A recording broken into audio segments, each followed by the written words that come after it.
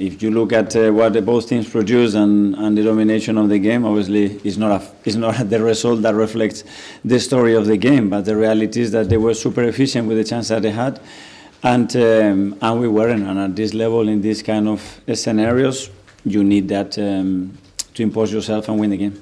It's a long time to the second leg, but how do you feel about the time?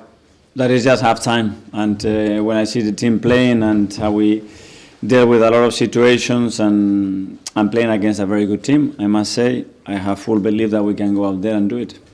John from there. Is there a danger, Mikel, that you're just running out of energy, a bit of steam?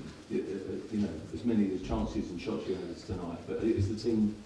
Yeah. We played a lot of games. Yeah, but I mean, if we lose the game or draw the game, it's going to be down to that. If we win it and today we score 3, that we should have scored easily 3 goals, the story would have been different, and it's incredible, and they are tireless, and how they try every single action. But I don't even want to talk about that. We have so many games coming up, big ones, and the team really wants it. Do you look back upon anything with regret tonight? Anything in particular? Yeah, well, the 2 goals that we give away after the 1-2 deflections in the first one, the ball arrives there, is preventable, but they generate that chaos. They are good at that.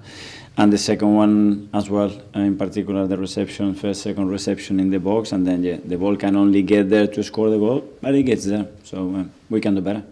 James, CBS.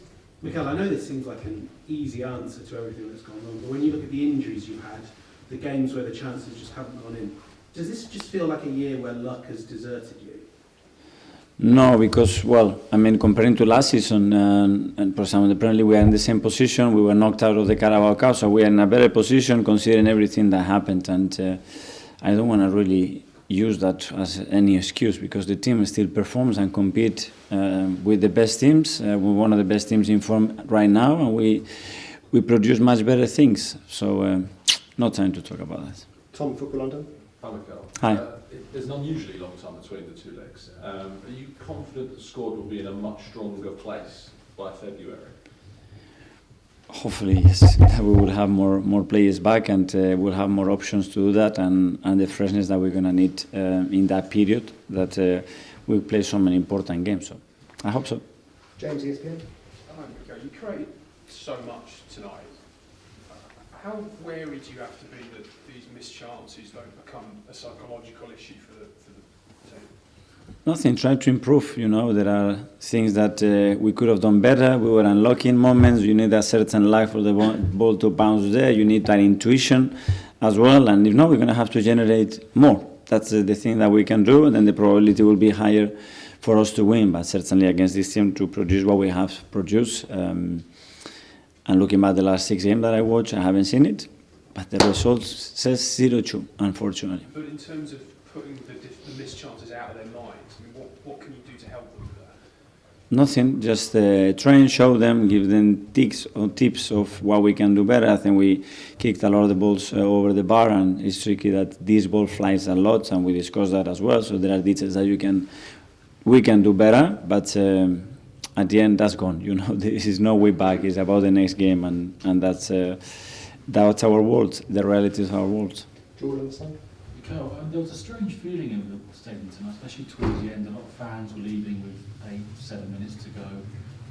Do you hope that isn't seeping into the players, that maybe even the fans are kind of losing belief that you can go into the... That's their decision. We try our best, and it's their decision to stay right behind the team or leave. I think I repeated 1,000 times how important they are, and how critical it is to maintain that level of energy and belief in the stadium to generate big moments at the end, because we could have, and because we were very close to score the 2-1, and we would have needed that. But if that was the case, that's not good. Jordan, Athletic.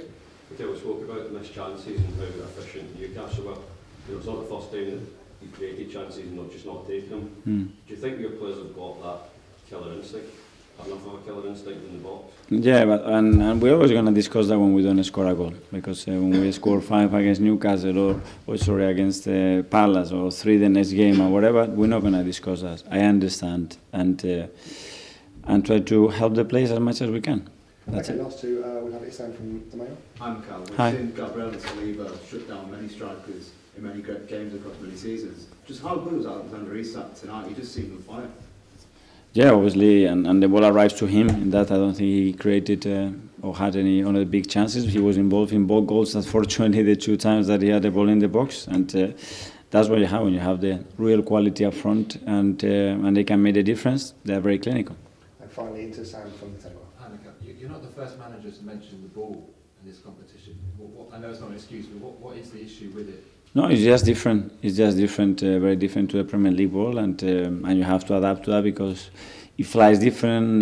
When you touch it, the grip is very different as well. So you adapt to that.